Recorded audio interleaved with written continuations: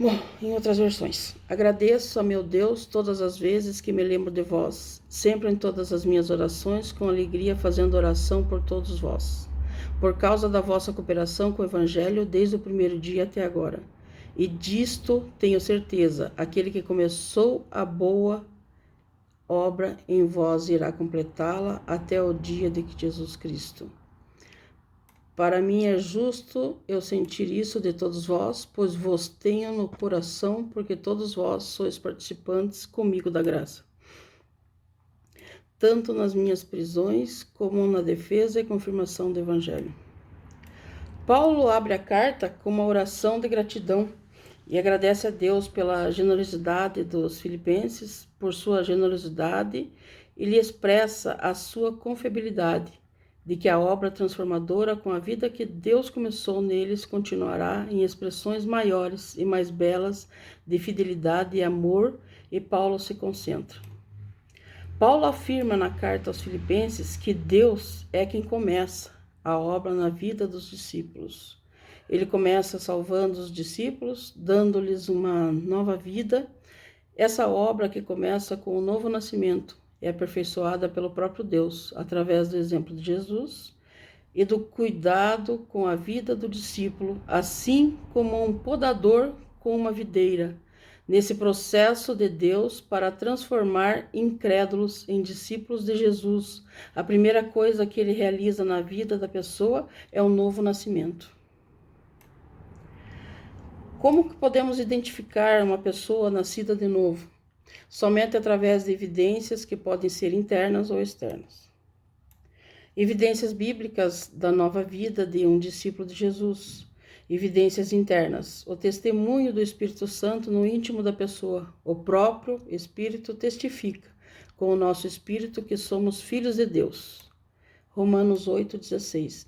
A palavra adoção no Novo Testamento significa ser colocada como um filho adulto. Chegamos à família de Deus por meio do nascimento. Mas no momento em que nascemos na família, Deus nos adota também e nos dá a opção de um filho adulto. O bebê não pode andar, falar, tomar decisões ou usufruir da riqueza da família, mas o cristão pode fazer tudo isso no instante em que nasce de novo. E este filho do Senhor, pela fé, pode usufruir sua riqueza espiritual como herdeiro de Deus e co-herdeiro de Cristo. O testemunho da consciência da pessoa, e nisto conheceremos que somos da verdade, bem como perante Ele, tranquilizaremos o nosso coração, pois se o nosso coração nos acusar, certamente Deus é maior do que o nosso coração e conhece todas as coisas, amados. Se o coração não nos acusar, certamente Deus é maior do que o nosso coração e conhece todas as coisas. 1 João 3, do 19 ao 21.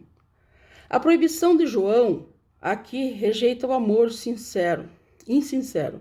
Amor, na verdade, significa amar genuinamente uma pessoa em nossos atos, e não somente atrás de palavras. As pessoas sentem-se atraídas pelo amor verdadeiro, mas se afastam do tipo artificial de sentidos amorosos.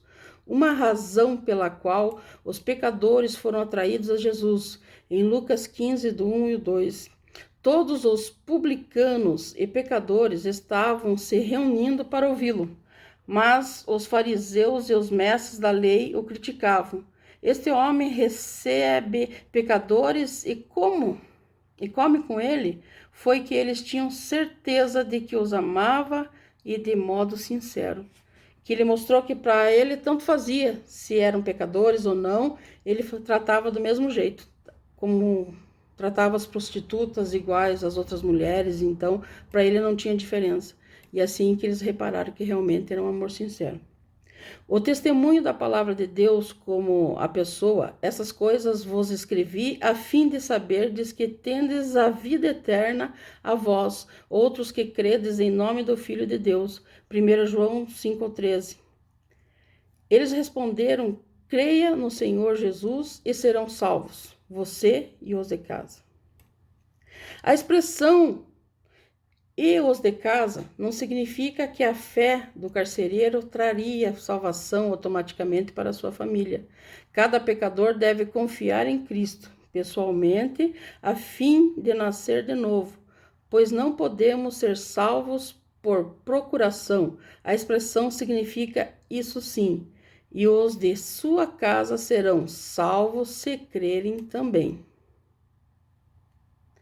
O testemunho da habitação interior do Espírito Santo, nisto conhecemos que permanecemos nele, e ele em nós, em que nos deu no seu Espírito. 1 João, do 4 ao 13,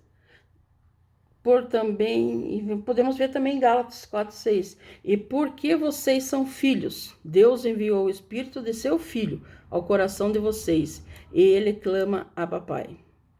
As pessoas não podem ver Deus, mas podemos nos ver. Se permanecermos em Cristo, amaremos uns aos outros, e nosso amor mútuo revelará o amor divino a um mundo necessitado. O amor de Deus será vivenciado em nós e depois expresso por nosso intermediário. O testemunho da aversão ao pecado. Todo aquele que é nascido de Deus não vive na prática do pecado, pois que permanece nele é a divina semente. Ora, esse não pode viver pecando, porque é nascido de Deus.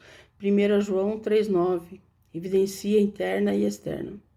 Todas as grandes personalidades mencionadas na Bíblia pecaram em um momento ou outro.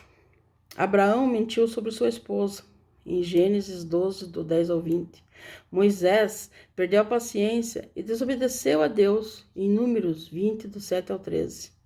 Pedro, por sua vez, negou o Senhor 3 vezes, em Mateus 26, 69 ao 75.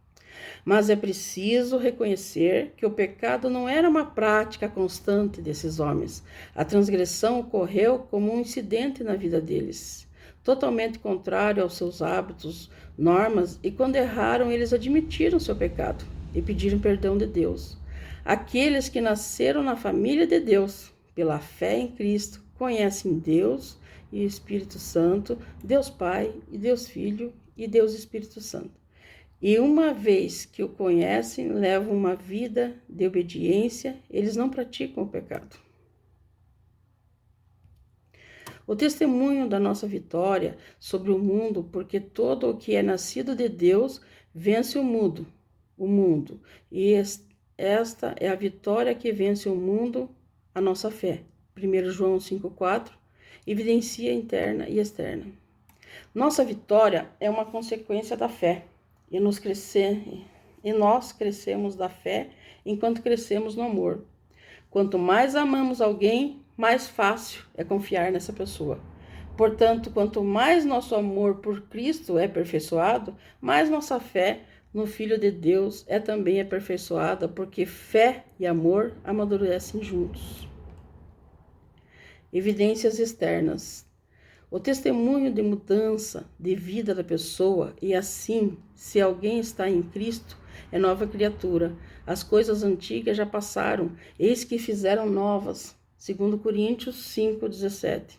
Jesus Cristo não está mais aqui, na terra junto com a gente. Em Hebreus 5,7. Porque ascendeu ao céu e agora está glorificado à destra do Pai. O testemunho dos frutos produzidos na vida da pessoa produzi, pois frutos dignos e arrependimento. Tem outras versões também. Ou deem fruto que mostre o arrependimento. Ou provém por suas ações que vocês se arrependam. Traga, portanto, frutos, ou seja, os frutos próprios da reforma, a evidência adequada de que você é sincero. Não traga sua astúcia e dissimulação a esse trabalho, não leve sua hipocrisia ao seu arrependimento declarado, mas demonstre sua sinceridade ao abandonar o pecado, e assim evidencie que essa vinda ao Jordão para ser batizada não é um ato de dissimulação. Nenhum discurso poderia ter sido mais apropriado ou mais cortante. O testemunho da obediência à doutrina bíblica, todo aquele que ultrapassa a doutrina de Cristo e nela não permanece, não tem Deus. O que permanece na doutrina, esse tem tanto o Pai como o Filho. Segundo João, do capítulo 1, 9. Ou quem se desvia deste ensino não tem ligação alguma com Deus. Mas quem permanece no ensino de Cristo tem ligação com o Pai e também com o Filho. Ou todo aquele que não permanece no ensino de Cristo, mas vai além dele, não tem Deus. Quem permanece no ensino tem o Pai e também o Filho. Ou todo aquele que prevarica e não persevera na doutrina de Cristo não tem a Deus. Quem persevera na doutrina de Cristo, esse tem tanto o Pai como o Filho. O termo ultrapassa foi usado por João de forma sarcástica para criticar os mestres que diziam possuir conhecimento avançado de Jesus Cristo e assim pareciam correr à frente da verdade espiritual. João usou uma linguagem mais forte para divertir seus amigos e não oferecerem hospitalidade, muitas vezes inclui abrigo e alojamento, bem como boas-vindas. Sugere a expressão de alegria ou prosperidade. Saudar os falsos mestres proporcionaria uma bênção especial a eles e, na prática, indicaria a aprovação dos atos e ensinamentos heréticos deles. João argumentou que a hospitalidade cristã não se estende a ponto de incluir esses mestres que distorcem, profanam a palavra de Deus. Os discípulos de Jesus, então disse Jesus a seus discípulos: se alguém quer vir após mim, assim mesmo se negue, tome a sua cruz e siga-me. Mateus 16, 24. O que quis dizer por siga-me? Estamos de fato conseguindo a Cristo ou apenas julgando que o estamos seguindo? Isto pode acontecer com qualquer pessoa. Por isso vejamos os passos que Jesus deu, deixando-nos o exemplo para seguirmos e sabermos se estamos a caminho certo ou não. Que muitas vezes a gente vê pessoas que vão na igreja todo santo dia, estão lá orando no horário da oração das mulheres, que são geralmente das 8 às 9 da manhã na igreja, depois estão lá no círculo de oração, de noite tem culto, estão lá de volta, só que não estão com o corpo presente. Está o corpo presente, mas a mente não. Isso acontece muito. Então, nós temos que rever isso, que muitas vezes nós temos que estar de corpo e alma, conversando com Deus, orando para Deus. Jesus foi gerado pelo Espírito Santo. Enquanto ponderava nessas coisas, eis que que apareceu em sonho um anjo do Senhor, dizendo: José, filho de Davi, não temas receber Maria, tua mulher, porque o que nela foi gerado é do Espírito Santo. Mateus 1:20. E veja também Lucas 1:35. O crente também deve ter nascido do Espírito Santo. João 3:5, Tito 3:5 e Tito 1:18. Que foi através dessa palavra que ele aceitou Maria, que até então ele ficou em dúvida sobre a questão dela estar grávida, sendo que ela era virgem. Jesus foi batizado em águas. Por esse tempo dirigiu-se Jesus da Galileia para o Jordão, a fim de que João batizasse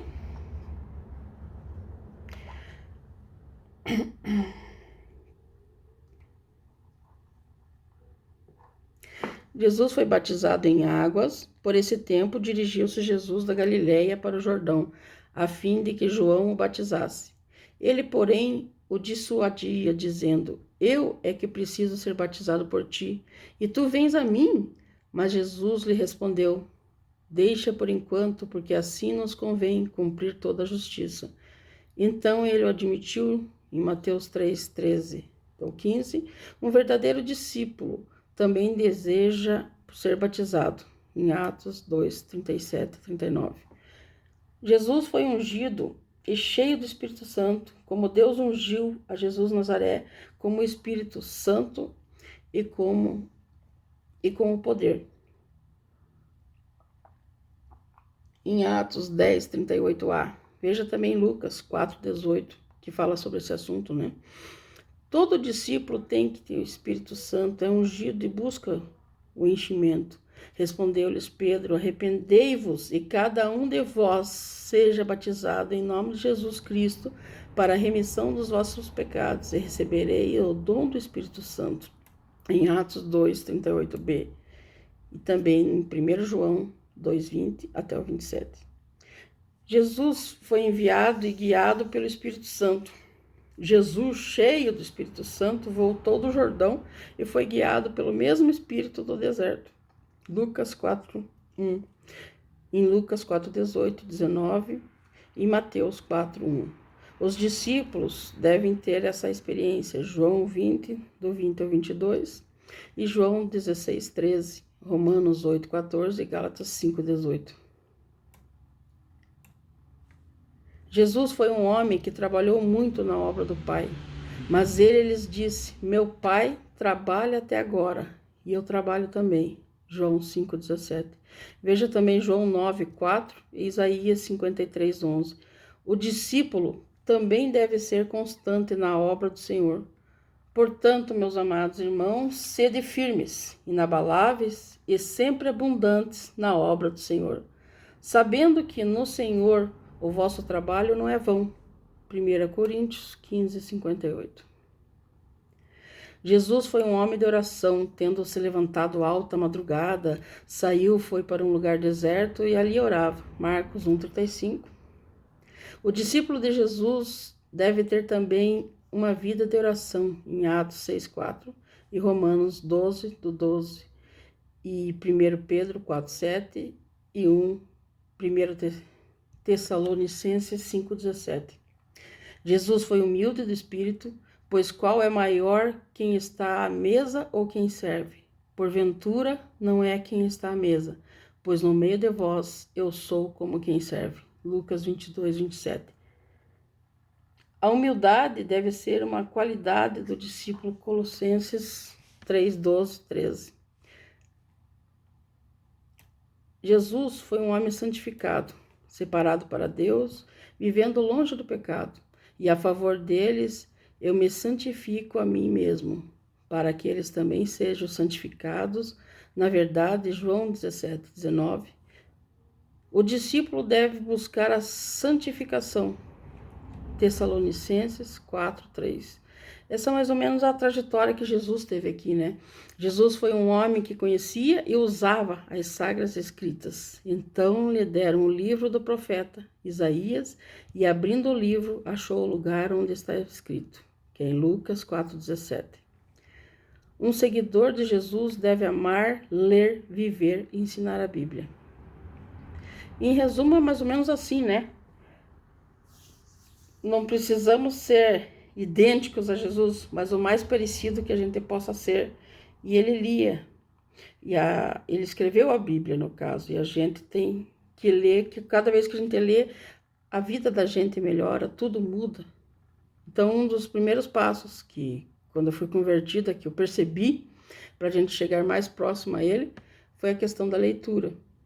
A partir do momento que você começa a ler, você quer ler mais e mais e mais, tem certas coisas que no começo até você não entende o que está dizendo, mas ao tempo que você vai lendo, estudando, você vai aprendendo e vem uma coisa de dentro da gente, que não é a gente que está percebendo, aprendendo, vem algo e mostra para nós o que está acontecendo. Então Jesus foi um homem de sofrimento, porquanto para isso mesmo fosse chamados. Pois que também Cristo sofreu em vosso lugar, deixando-vos exemplo, para seguirdes os seus passos. 1 Pedro 2:21. O discípulo de Cristo também passa por dificuldades nessa vida. Essas coisas vos tenho dito para que tenhais paz em mim. No mundo passais por aflições, mas tende bom ânimo, eu venci o mundo. Em Romanos 8:18, 2 Tessalonicenses 1:4, 2 Timóteo 2:3, 4 e 5 e 1 Pedro 4:12 e 13. Se alguém vem a mim e ama o seu pai, sua mãe, sua mulher, seus filhos, seus irmãos e suas irmãs, e até a sua própria vida, mais do que a mim, não pode ser meu discípulo. E aquele que não carrega a sua cruz e não me segue, não pode ser meu discípulo. Da mesma forma, qualquer de vocês que não renunciar a tudo o que possui, não pode ser meu discípulo. Lucas 14, 26, 27 e 33. Por 3 vezes, Jesus fala de situações em que não se pode ser seu discípulo. Amor às pessoas mais do que a Deus, aquele que não carrega a sua cruz e aquele que não renuncia a tudo quanto tem. É o que sempre ele falava para os discípulos dele, que era para largar tudo e seguir a ele. Não, mas eu tenho que fazer tal coisa. Não, deixa tudo e vem. E assim é a nossa vida, que a gente vê que às vezes a gente larga tudo que tem em casa para fazer, ou larga o escritório, ou larga, enfim, o serviço, todos os seus afazeres, e começa a ler a Bíblia, começa a ir para a igreja, e enquanto você está na igreja, o que você está lendo a Bíblia, você percebe que Deus está cuidando, ou tá cuidando da tua casa, como Ele está cuidando, como Ele sempre dizia, né? Cuido dos seus. A gente pensa que está largando tudo, mas Ele sempre está cuidando. Ainda mais quando a gente está fazendo a obra dele.